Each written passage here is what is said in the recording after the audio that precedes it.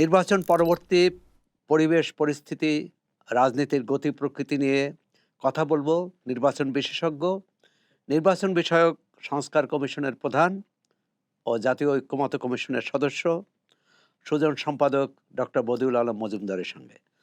বদিউল আলম মজুমদার, আপনাকে স্বাগত। অনেক ধন্যবাদ।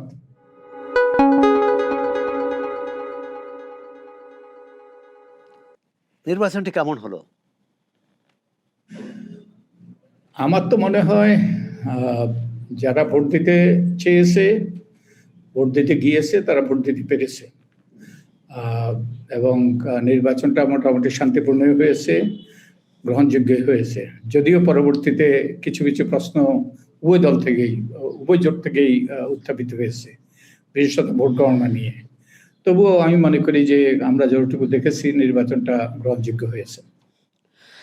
আপনারা বেশ উদ্বিগ্ন ছিলেন যে নির্বাচনী যেসব সুপারিশ করেছিলেন নির্বাচন সংস্কারে, সেই সুপারিশগুলো বাস্তবায়ন ছাড়া নির্বাচন করলে নির্বাচন কমিশন যে কাজটি করেছে তাতে বড় সমস্যা হতে পারে, নির্বাচন নিয়ে প্রশ্ন উঠতে পারে। কিন্তু এই সংস্কারের সুপারিশ বাস্তবায়ন ছাড়াই তো নির্বাচনটি ভালো হলো। কীভাবে দেখছেন? হ্যাঁ, কিছু কিছু তারা সুপারিশ বাস্তবায়ন করেছে, আবার অনেকগুলো সুপারিশ বাস্তবায়ন করে নাই, গুরুত্বপূর্ণ সুপারিশ বাস্তবায়ন করে নাই। এবং এই নির্বাচন নিয়ে কিছু কিছু প্রশ্ন উঠেছে এবং এই প্রশ্নগুলো যে শুরা হইতো, প্রশ্নগুলো উঠতো না যদি আমাদের সংস্কার কমিশনের যে গুরুত্বপূর্ণ রিপোর্টগুলো, গুরুত্বপূর্ণ সুপারিশগুলো তারা রাখতো। যেমন একটা আমি উদাহরণ দিই,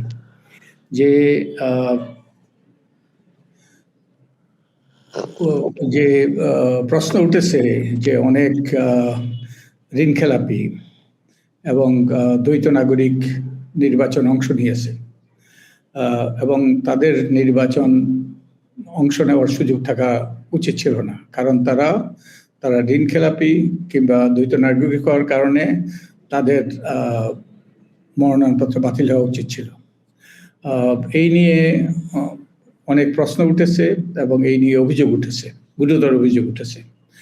আমরা যেটা প্রস্তাব করেছিলাম, যারা প্রার্থী হতে চায় তারা 6 মাস আগে তাদের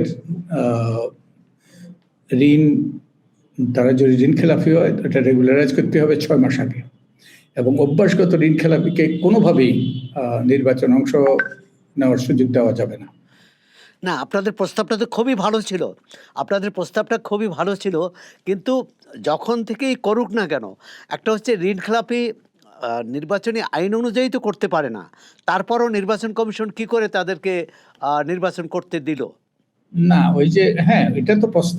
শুধু তাই নয়, ওই নির্বাচনের আগদিন পর্যন্ত যদি কোনো রকম তারা একটা কিস্তি দিয়ে কোনো রকম রেগুলারাইজ করে এবং এরা অভ্যাসগত ঋণ খেলাপি, তাদেরকে সুযোগ দেওয়ার সুযোগ আছে এখন। আমাদের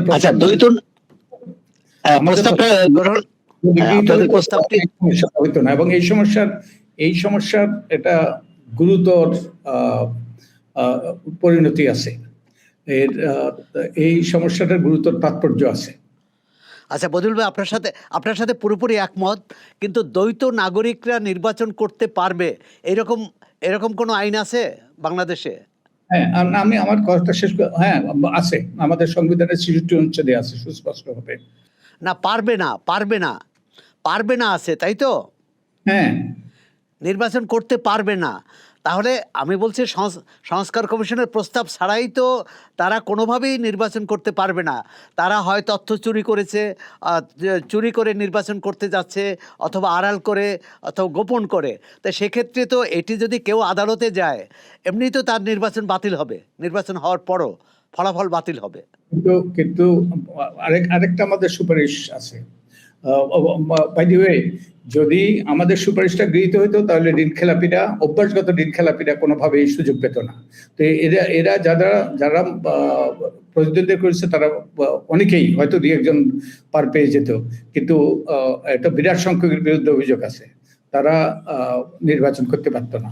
আর আমাদের আরেকটা সুপারিশ আছে, যে সুপারিশটা হইলো 48 ঘন্টার মধ্যে, আমার যতটুকু মনে পড়ে 48 ঘন্টার মধ্যে, নির্বাচনের পরে 48 ঘন্টার মধ্যে নির্বাচন কমিশনকে সার্টিফাই করতে হবে নির্বাচনটা সঠিক হয়েছে, নির্বাচনটা জাস্ট অ্যান্ড ফেয়ার হয়েছে। এবং নির্বাচন কমিশনের দায়িত্ব শুধু সুষ্ঠু নিরপেক্ষ নির্বাচন করাই নয়, শুধু ভোটাররা ভোট দিতে পেরেছে এটাই যথেষ্ট নয়, এটা ফেয়ার এবং জাস্ট হতে হবে এবং সুস্পষ্টভাবে আদালতের রায় আছে।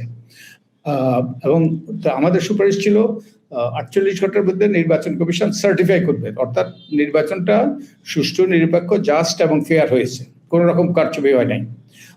তো এটা যদি করতো তাহলে মধ্যরাতে যে তারা ইয়ে করেছে, এই যে গ্যাজেট করেছে, এটা করতে পারতো না। এবং এ ব্যাপারে আদালতের সুস্পষ্ট রায় আছে, যে জাস্টিস ভদ্রলোকের একটা রায়, ওই যে নারায়ণগঞ্জের সেই 7 খুনের মামলার সাথে জড়িত নূর হোসেন বনাম, ওই যে নূর হোসেন বনাম নজরুল ইসলাম তো মারা গেছে, নূর হোসেন এখন জেলে আছে। সুস্পষ্ট হয়ে বলেছে যদি জাস্ট অ্যান্ড ফেয়ারনেস নিয়ে প্রশ্ন উঠে তাহলে নির্বাচন কমিশন তদন্ত সাপেক্ষে নির্বাচন বাতিল করতে পারবে এবং পুরো নির্বাচনের তারা নির্দেশ দিতে পারবে। তারা এটা না, এটা করলে হতো না। হ্যাঁ, বলেন।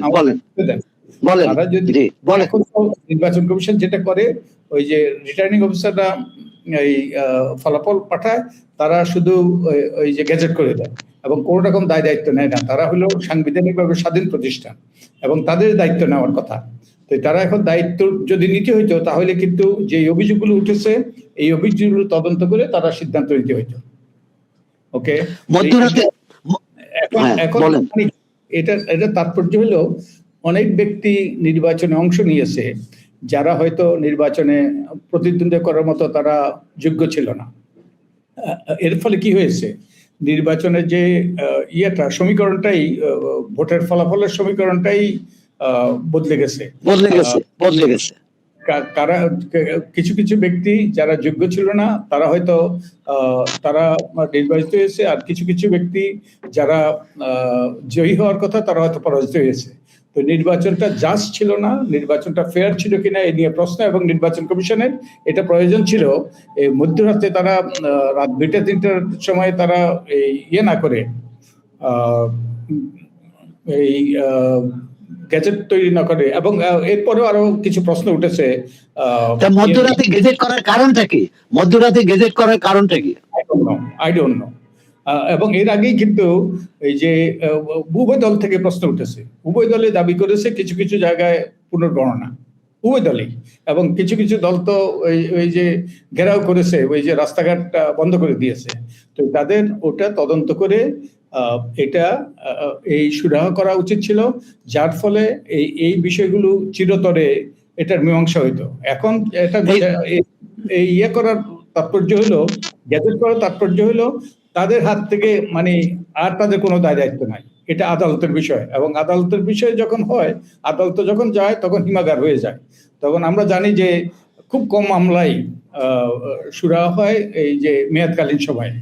তো এই নির্বাচন কমিশন আমাদের যদি সুপারিশগুলো যদি তারা ইয়ে করতো, তারা পোস্ট অফিসের মতো ভূমিকা পালন করতে পারতো না, তাদের দায় নিতে হইতো, তাহলে কিন্তু এই বিতর্কগুলো আমাদের মীমাংসা হয়ে যেত।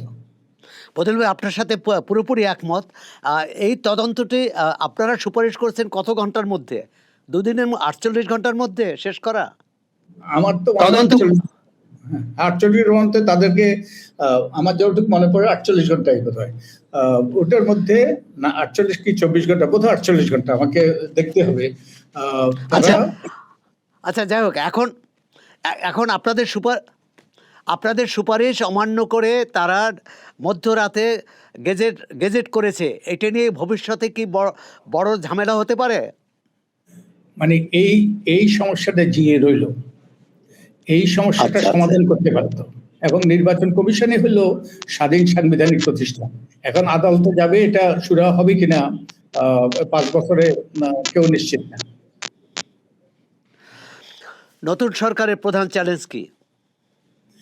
নতুন সরকার তো অনেক চ্যালেঞ্জ। আমাদের প্রথমত হোমোজেনিয়াস জাতি, আমরা একটা হোমোজেনিয়াস জাতি, কিন্তু আমরা চরমভাবে বিভক্ত।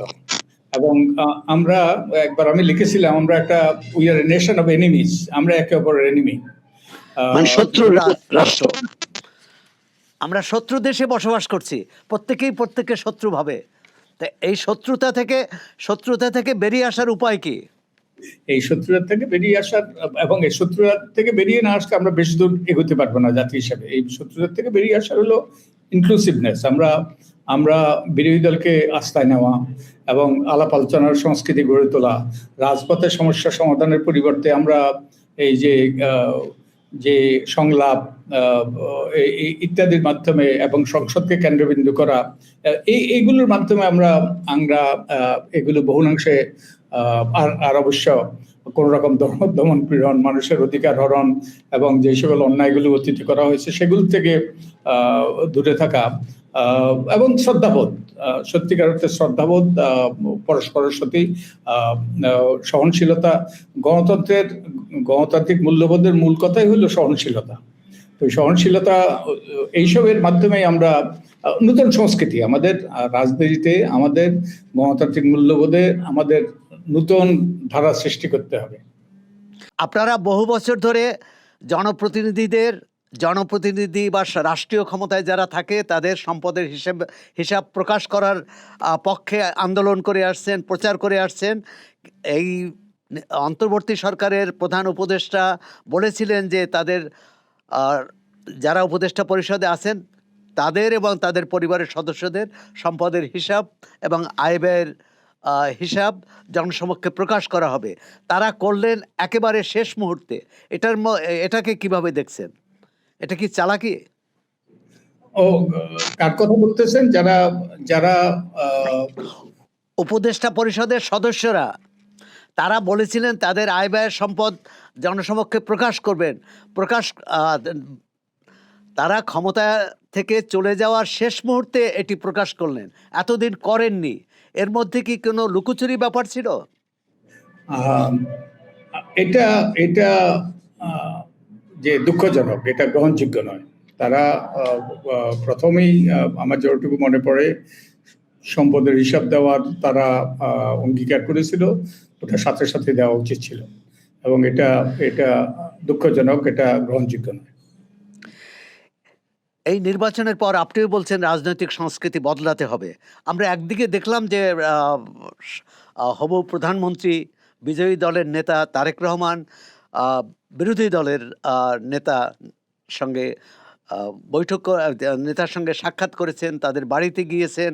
এটি খুবই মানে প্রশংসনীয় উদ্যোগ। আর এর পাশাপাশি আবার দুই পক্ষের, মানে যারা বিজয়ী এবং যারা বিজয়ী হননি, এই দলের নেতা কর্মী সমর্থকরা একে অপরে হানাহানি করছে, একে অপরের উপর আক্রমণ করছে। এই দুইটাকে কিভাবে দেখছেন? এই দুটো তো একটার সাথে আরেকটা যায় না। যে হয় আমরা সম্প্রীতির সম্পর্ক সৃষ্টি করব, না হয় সংঘাতের ওই যে সংস্কৃতি সৃষ্টি করব। তা আমার মনে হয় আমাদের উভয় পক্ষই এটা অনতিবিলম্বে এটার অবসান ঘটানো দরকার। এটা নির্দেশ দিয়ে সুস্পষ্টভাবে এটার অবসান ঘটানো দরকার, এবং আমাদের আইনশৃঙ্খলা রক্ষাকারী বাহিনীও তাদের ভূমিকা সঠিকভাবে পালন করা দরকার। এটা কোনোভাবেই সঙ্গত নয়। এবং যে এই শান্তিপূর্ণ নির্বাচন হয়েছে, এই শান্তিপূর্ণ নির্বাচনটাকে কলঙ্কিত করলো এই সকল ঘটনাগুলি। বিজয়ী দলের নেতা যে বিরোধী দলের নেতার বাড়িতে গেলেন, এটাকে তো আপনি স্বাগত জানাবেন নিশ্চয়ই। নিঃসন্দেহে এগুলো ইতিবাচক। এখানেই ওই যে আমি যেটা বলেছি যে সবাইকে সাথে নিয়ে আমাদের অগ্রসর হইতে হবে, এবং সেই দিকে আমাদের এগোতে হবে। তো এটা নিঃসন্দেহে ইতিবাচক দৃষ্টান্ত। এবং কিছু কিছু জায়গায় যারা পরাজিত হয়েছে তারা বিজয়ীকে ফুলের শুভেচ্ছা জানিয়েছে, তাদেরকে অভিনন্দন জানিয়েছে, এবং বিজয়ীরা যে যারা পরাজিত হয়েছে তাদের বাড়িতে গিয়েছে, তাদের সাথে যোগাযোগ করেছে, আলাপ আলোচনা করেছে। এগুলো নিঃসন্দেহে ইতিবাচক এবং এগুলো হওয়া উচিত। এবং ওই যে পশ্চিমা দেশে যেমন সংস্কৃতি আছে, যখনই মনে হয় যে যারা পরাজিত হবে তারা সেই রকম যখন আলামত সৃষ্টি হয়, যখন এটা সুস্পষ্ট হয়, তখন তারা আহ, ইয়ে করে, তারা বক্তব্য দিয়ে, প্রকাশ্য বক্তব্য দিয়ে তারা বিজয়ীকে অভিনন্দন জানায় এবং তারা কনসিড করে, এটাকে বলে কনসিড করা, পরাজয় মেনে নেওয়া। তো এই সংস্কৃতি আমাদের গড়ে ওঠা দরকার। আমার মনে হয় এটা গুরুত্বপূর্ণ, এটা ইতিবাচক দৃষ্টান্ত। আহ, পরাজিত অনেক প্রার্থী তারা নির্বাচন কমিশনের কাছে আবেদন জানিয়েছে তাদের আসনে পুনঃ ফল গণনার জন্যে, কিন্তু নির্বাচন কমিশন সেই গণনা না করেই ইতিমধ্যে ফলাফল ঘোষণা করে দিয়েছে, গেজেট করে ফেলেছে। এখন এর সমাধান কি? এটার এখন একটাই সমাধান, সেটা হলো জি। আদালত। আদালত যদি ন্যায় বিচার করে, ন্যায় বিচার মানে তারা যদি 5 বছর কাটিয়ে দেয় তাহলে ন্যায় বিচার হলো না। এবং তাদের এটা কোনো সময়সীমা থাকা উচিত না? সময়সীমা থাকা উচিত বলে মনে করেন? আমরা ইনফ্যাক্ট সময়সীমা আছে এবং আমরা সময়সীমা নির্ধারণ করে দিয়েছি। আমার এখন মনে নাই এক্স্যাক্টলি, কিন্তু এই দ্রুততার সাথে এগুলো মীমাংসা হওয়া দরকার। তাহলেই কিন্তু ন্যায় বিচার হবে। আর যেটা আমি আগেই বলেছি, নির্বাচন কমিশন যদি সার্টিফাই করতে হইতো তাহলে তারা প্রত্যেকটা কনস্টিটিউয়েন্সি যে অভিযোগগুলো উঠেছে অভিযোগগুলো সুরাহা করে তারা সবগুলোর তাদের এই যে স্থগিত করতে হইতো না। যেগুলোর ব্যাপারে যেমন 30টার ব্যাপারে বোধহয় বিরোধী দল থেকে আপত্তি তুলেছে, সরকারি দলের সাথে কতগুলো সরকারি দলের পক্ষ থেকে বিএনপি এবং তাদের যে এলাইটের পক্ষ থেকে, হ্যাঁ, কতগুলোর আমি নিশ্চিত নই। এই সবগুলোই তারা তদন্ত করে তারা সুরাহা করে এটার এই জারি করা উচিত ছিল, তাদের গেজেট প্রকাশ করা উচিত ছিল। জাতীয় ঐকমত্য কমিশন যে আপনারা জুলাই সনদ চূড়ান্ত করলেন এবং জুলাই সনদে সইও দিলেন রাজনৈতিক দলগুলোর নেতারা, কিন্তু আমরা জুলাই সনদে দেখলাম যে গণভোট হলো, যার সনদের ভিত্তিতে 1/3 মানুষের বিপক্ষে ভোট দিয়েছে। এর অর্থ 1/3 মানুষ এই পরিবর্তনটা চান না। হুম হুম না চাইতেই পারেন, কিন্তু গণতন্ত্র যেভাবে গণতান্ত্রিক ব্যবস্থাটা মূল্যায়িত হয় অথবা গণতান্ত্রিক ব্যবস্থা কার্যকর হয়, এটা হলো মেজরিটারিয়ান।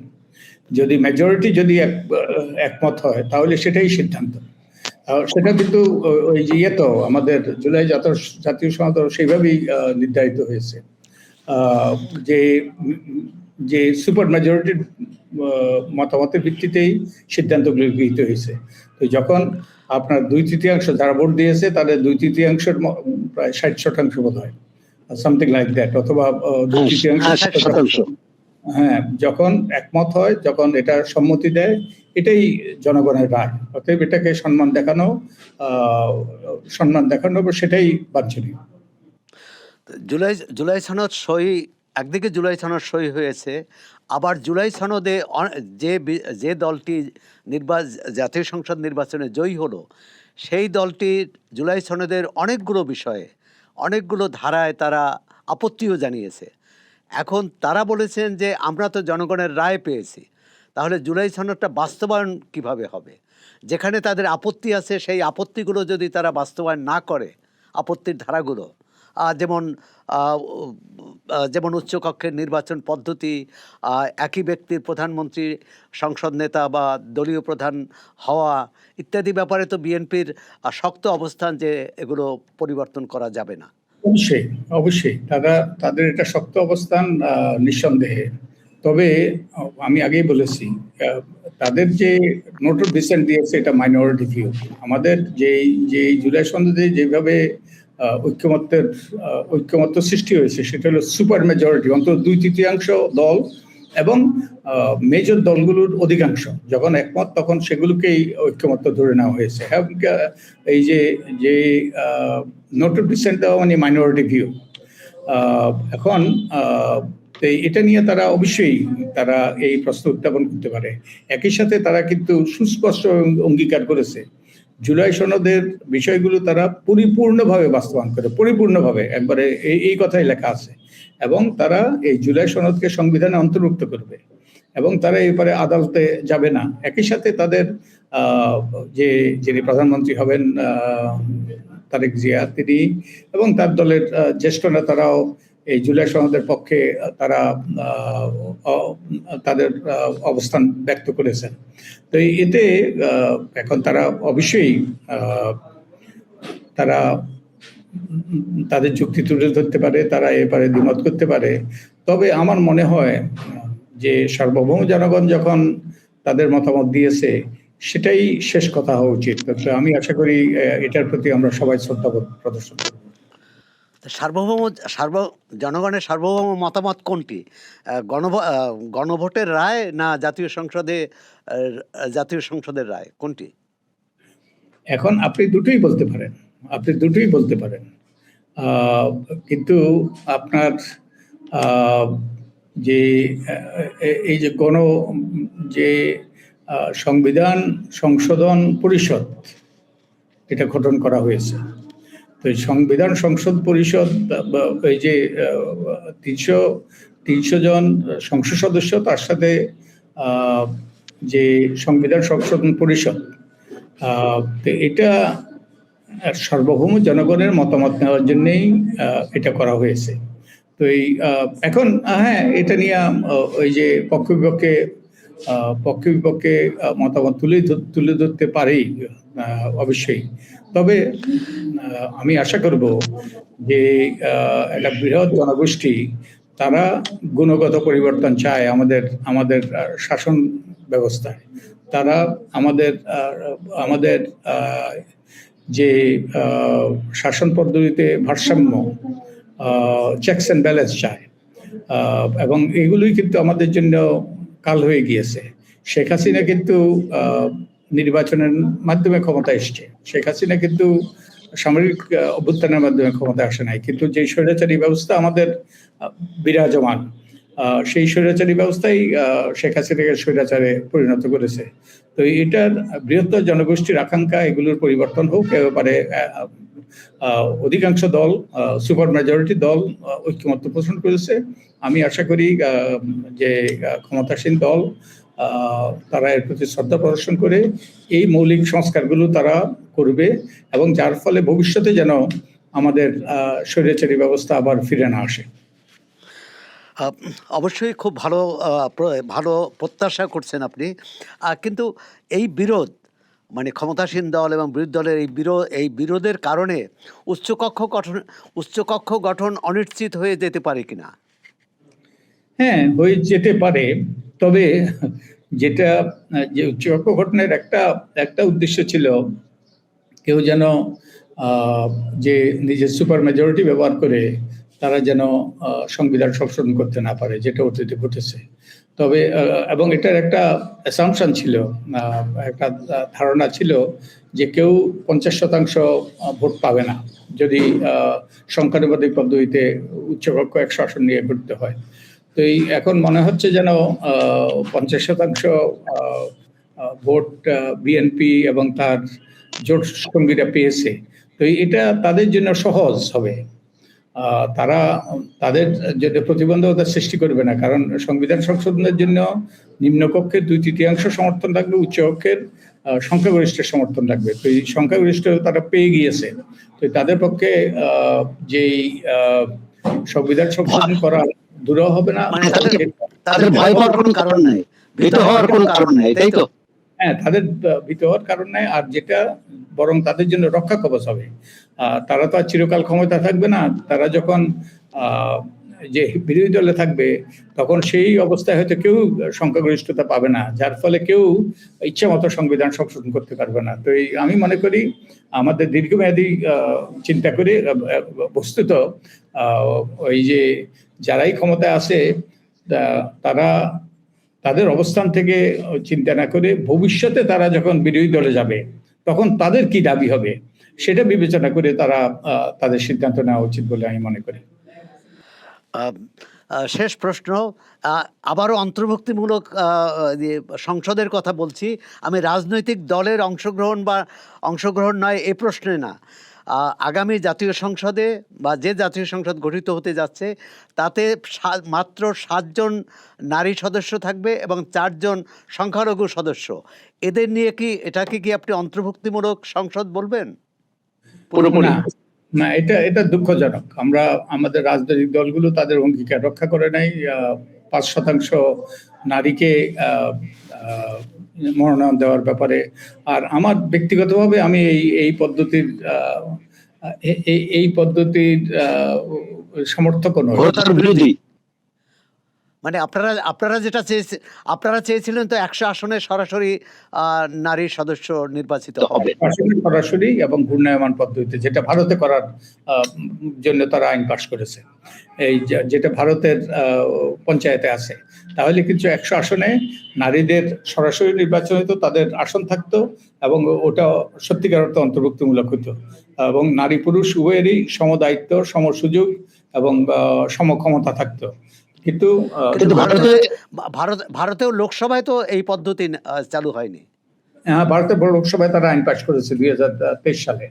এটা হবে আচ্ছা, পরবর্তী নির্বাচনে হবে। তো আমরা তো সব ক্ষেত্রেই পিছিয়ে থাকি, এটাও বোধহয় পিছিয়ে আছি যে এটা আমরা পাশ করতে পারলাম না। আমাদের এবং এটা দুঃখজনক যে আমাদের নারীরা, ইনফ্যাক্ট আমরা যদি গণতন্ত্রের সংখ্যা ধরি, government of the people, by the people, for the people, সেই আব্রাহাম লিঙ্কনের কালজয়ী সংজ্ঞা, তাহলে তো এই অফ দি পিপল হলো না।